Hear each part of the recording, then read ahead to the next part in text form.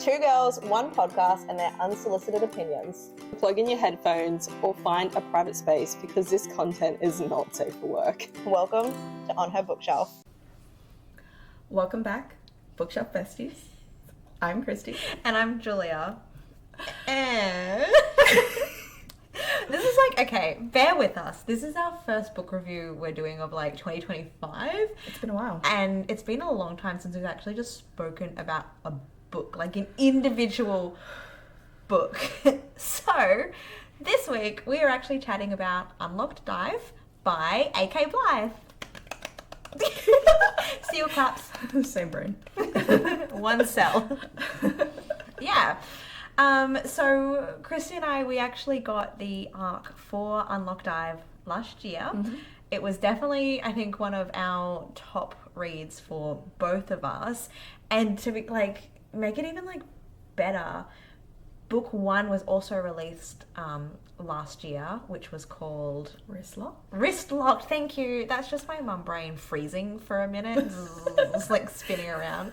I can picture the cover, but the words have just gone from my head. So yeah, book one, Wrist Lock, came out last year, which again we had arcs for. So this is now turning into an interconnected series that we are just so invested in. Obsessed. Absolutely obsessed. That's the only way to put it. Yeah. So Christy, do you want to give let me time you this time. All right. It is my turn to film you. Do you want 30 seconds? Do you want a minute? Do we want 45? What are we going for here? Let's be realistic. 60 seconds, please. 60 seconds.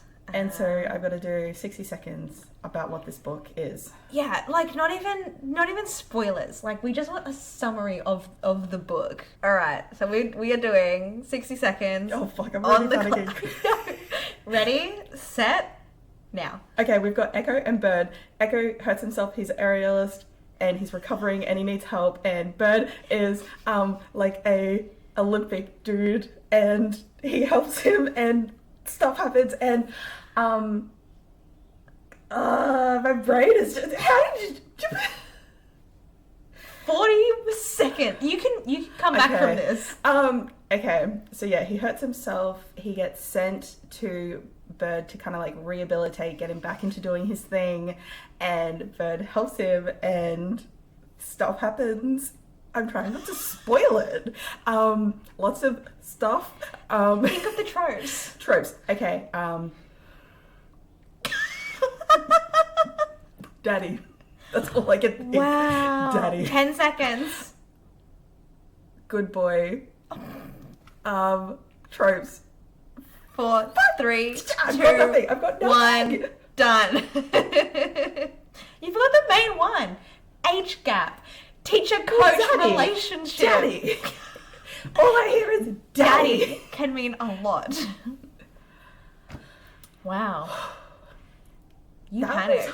I did. I panicked hardcore. You had 30 more seconds than me than when I did it. I think in my head I was I have no time. And I actually had time. Yeah. I was sitting here just come on, Christy. Mention the main point. Coach and student relationship. That one. Yeah. So yes, this is a male-male romance.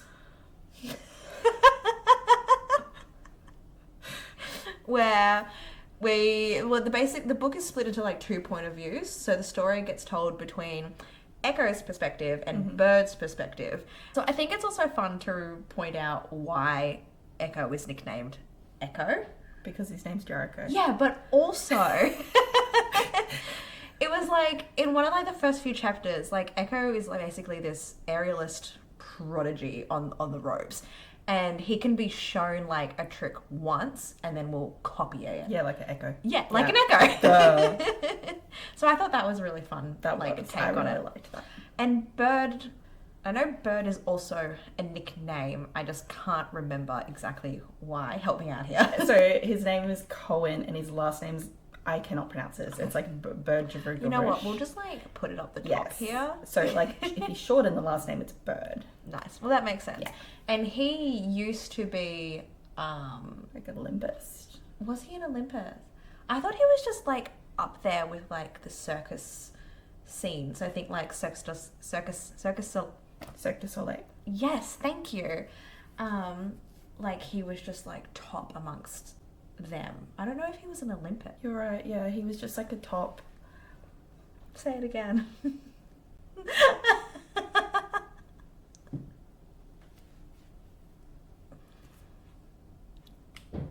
So, plot? Should we maybe discuss those triggers? Oh, that other thing that we do. Yeah, that thing we Triggers, do. tropes, Yeah. content warning. You know, those things. I actually saw someone had just listed as like a content guide. And I'm like, that is a really like nice way to put it instead of going, these are the triggers, these are the tropes, these are the kinks you gotta find. It's just a content guide. Content guide. That. Content Right? guide. Okay. And I can't remember where I read it from, unfortunately, to give credit to. But content guide for Unlock Dive. So, okay, some little tropes. We've got, it's as we said, age gap, forced proximity, coach athlete, big brother's ex. Forgot about that one. Mm-hmm. Forbidden romance and a lot of angst. We've got explicit lizard, explicit BDSM. The explicit lizard. Can we make that a thing? Oh, I wish I could draw. Can you imagine a lizard with like a ball gag? Leave it with me. TMing this, you can't steal it. Explicit lizard. We've got anal sex, obviously. Rimming, DAP, so double anal penetration. Yep. Light bondage, cum play, and more. We've also got smoking, underage drinking, injury/hospitalization, homophobic language, divorce, and explicit language. Yes. Can I also... I just want to say quickly, I think this was my first male romance book. Like, strictly male romance.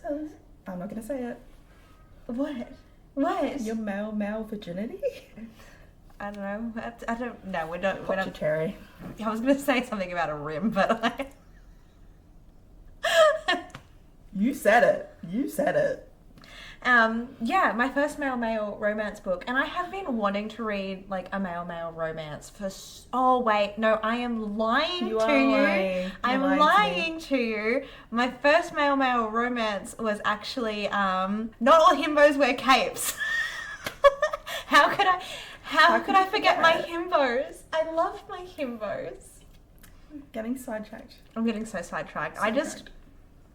I think the male romance genre is just one that I like thoroughly enjoy. Same. I think it's nice reading about like these male characters that just have vulnerability and emotions and feelings, and they're not like the brooding Wrong, I can't talk angst, about my feelings. like, yeah, do you know what I mean? I do.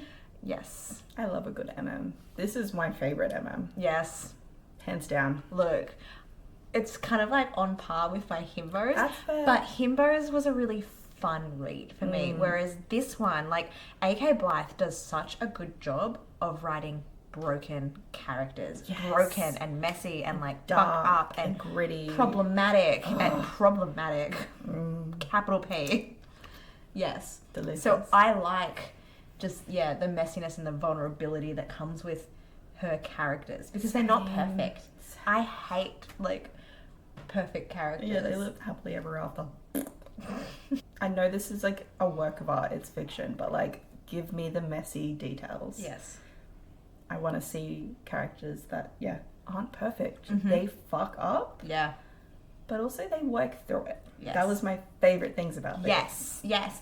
And I think it was one of the reasons why I fell in love with like her writing from Wristlock, like from that very first book, which by the way we do have an episode for both on Spotify and YouTube if you want to go listen to it before you dive unlock dive into this. Yes. And yeah, it was just, the messiness, the brokenness, the vulnerability, just how fucked up the characters were and how they hurt one another. Yeah. Not just literally physically hurt one another, because that was a trope in like book one. We had like masochists and sadists, but it literally plays out in book two as well with like Unlock Dive. And these are also interconnected standalones. So we do actually meet Echo at the end of Wrist Locked, like in like the epilogue or Yeah, like one a of the bonus epilogues. chapter. There was a few epilogues. Yeah. We got to meet him there like ever so briefly, and you just go, I think I know where book 2 is going to go. Yeah, with. like, why why did did you you introduce us mention right that now? name? I'm suspicious I of see you. Know what you're doing here. And then so in Unlocked Dive, we do actually get like a brief moment where we hear about the main characters from book 1, but they aren't a feature in this book. So they're still there, they're still in the world, but they're not like, they don't really have any dialogue. Yeah. So they're not going to like overshadow the story that is Echo and Bird. Yeah, you could still read their story without it impacting, like, not reading the first. Yes. But you need to read the first. 100% read the first. It was one of like my top reads Yeah. of, was it just last year? It was last year. Oh my 2024. God. They Yeah. were both, like, in my top reads. Yeah, top And reads. yours. Yes. Hands down. These books are just incredible, but I just had such a soft spot for these characters. Yeah. Such a soft spot. I think this plot took me a little bit longer to get into than what it did for Wristlocked. I think Wristlock was just, holy shit, we are in the thick of it already. Whereas like it took me a few chapters to like fall in love with Echo and Bird and fall in love with just their story. And Wristlock, I don't want to compare the two books because they're brilliant in like their own right. But like Wristlock had like this college setting, whereas Unlocked Dive, we do have like the forced proximity where Echo is staying with Bird to coach him in his like private home. It's rope, like they're rope aerialists. I keep going like this, which is Yeah, there's a lot of that. There's a lot of that. and Echo is like, he's also someone who's very forward with his sexuality. So like straight up, he sees Bird and he's like, I want to fuck him. I want him to fuck me. Yes. And Bird is like really reserved. Like, He's very much like, no, I'm the teacher. Yes. I'm older. Yes. This is wrong. yes. And also, he is my ex's younger brother. Loved it. Wild. And I loved that Echo had no clue that Bird had dated his older brother until like 3/4 of the way. It exploded on them, and it was wonderful. It was so good. So good. Oh, there's just so many things. It's just like bringing it all back to my mind. Yes. It's now been a couple of months since we read this. Yeah, I'm pretty sure it was either before or after Halloween. Yeah. I think it's before. Before Halloween. So yeah, I've read a lot of books since, and it's still in my brain. It's still simmering and bubbling. Yes. And, And But, are we going to yeah. get a third book? yeah. Hell yeah. Yeah. Cool. I just want to do a quick disclaimer. Mhm. So, full transparency, we've just taken a brief pause because my daughter has woken up. She's like 13 weeks old now. So if you hear some cooing in the background, it's just her, and I can't. It's not a pigeon. It's not a pigeon. I just can't be bothered trying to edit that out. Yeah. So, yeah. Just deal with the baby sounds. You're welcome. Fine. Another thing I wanted to mention about the characters is, so Echo was obviously, very fun, very out there with his sexuality, but he is also a brat. He's full of sass. And it's literally like opposites attract with him and Bird, because Bird is like very serious. He's suffering through a heartbreak as well. He's going through a divorce to a woman. Yes. And it's messy, and he's broken. He's broken himself in his like emotional stuff, whereas Echo is broken, broken. Physically, mentally. Everything. And I feel like each of their personalities and differences bring out parts in the others that They no one else is complement seeing, one another. you know? Yes. And like even friends of Birds kind of pick up on that. Like there's actually a saying, like a quote, that I want to read that I love. Yes. And it literally fucking broke my heart when I read it. I was like getting all excited. I'm like, yeah, tell me the quote. And you're like, it's actually sad. I was like, oh. No, but it's like, I was like, oh. So one of Bird's friends say it because they're kind of like, why don't you just shoot your shot? Like, why don't you just give in? Oh, yes, I remember. Mm-hmm. And he's like, no, I can't. Like, he lists all the reasons why. And the friend goes, if you keep paying for love with pieces of yourself, Cohen, you'll eventually go broke and there will be nothing left to spend on yourself. I fucking wanted to sob when I read that. Like, because he does. He gives parts of himself over and he doesn't expect anything in return. Chris is getting emotional here. I just love him and I love Echo and I just love their dynamic and their love and it just... Clearly we are heavily invested in like whatever characters AK Blythe writes up. Like hook, Hands line, down. sinker, we're there. Literally. Another thing like I wanted to mention, I know there's like this big thing going on at the moment with the whole like, oh, you just read smut and all this stuff. And yeah, without getting into like a heated debate and like fighting people, yes, this book is smutty. It's Yes. depraved. There are some filthy scenes, but Do you think this one's more like smut with plot or plot with smart? I think it's Right in the middle. right in the middle. I feel like Wrist Locked, book one, was Smut with it plot. was smart with plot. But I feel like this one has a little bit more plot, a little bit more story to it, but it's still filthy. But like the scenes are raw and emotional. Like it's not not just sex. Smart. It's not just sex. There is emotions Yeah. and fucking vulnerability and Like the sex trust is and- telling the story as well. Why do you love like AK Blythe? Like why do you love her writing? Like what is it that kind of sings to you? Oh, I think I've read a lot of romance. It's not my first like LGBTQ plus. It's like it's not even like my first like smutty book. It is my first circus one though, so it's fun for me in the sense that I am reading about characters in a new setting. Obviously being like the circus theme, the circus world and whatnot. But I think like what I was saying before, I love the brokenness. I love the messiness of them. They're raw, they're vulnerable. Like we've got characters that purposely hurt each other and then realize later how much they fucked up. That is something that I love about her writing. It's the characters. Yeah. The growth. And What about you? Um, Don't steal my answer. But also, mine is, how do I put it into words? How she doesn't stray from the hard topics. Yes. But she's still bringing that romance, that love story, that brokenness. Yes. And it's still ending in a happily ever after. yes. But she's confronting, a lot of hard topics and not shying away from them. Yes. And neither are the characters. Yeah. So there's so many other things. But We could talk about this book, this world, and like AK Blythe for ages. Yeah. But I think we've like touched on enough for you guys to get like a good vibe about what Unlocked Dive is about, whether or not you want to try it without like spoiling the plot too much. I think we did a really good spoiler-free chat. definitely spoiler-free. You know nothing. Yeah. There's so many things that happen. Because I feel like sometimes we sit here and like, and this happens, and then this happens, and this happens with a plot, where we're just like, the vibes. Not this Let's time. talk about the characters, the vibes.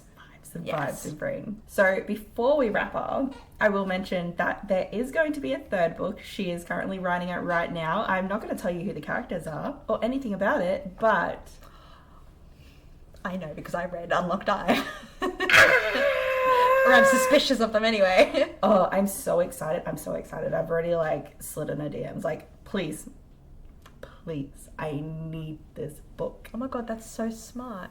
I need to stop being shy about Just slide messaging DMs. authors. You know what? 2025, the year of sliding into author DMs. I'm here Literally. to have an awkward conversation about their books. So it doesn't have to be awkward. Just be like, I love your books. I love this. I love that. Just be. I'm chaotic. I'm just like I fucking love I this believe book. it. Yeah.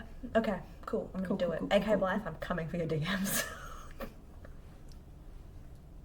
Okay. So if you are looking for a male romance, age gap, full of smut, but still holds a plot, then we highly recommend Unlock Dive by A.K. Blythe. Oh, hell yes. So until next week, happy reading. Bye. See you guys.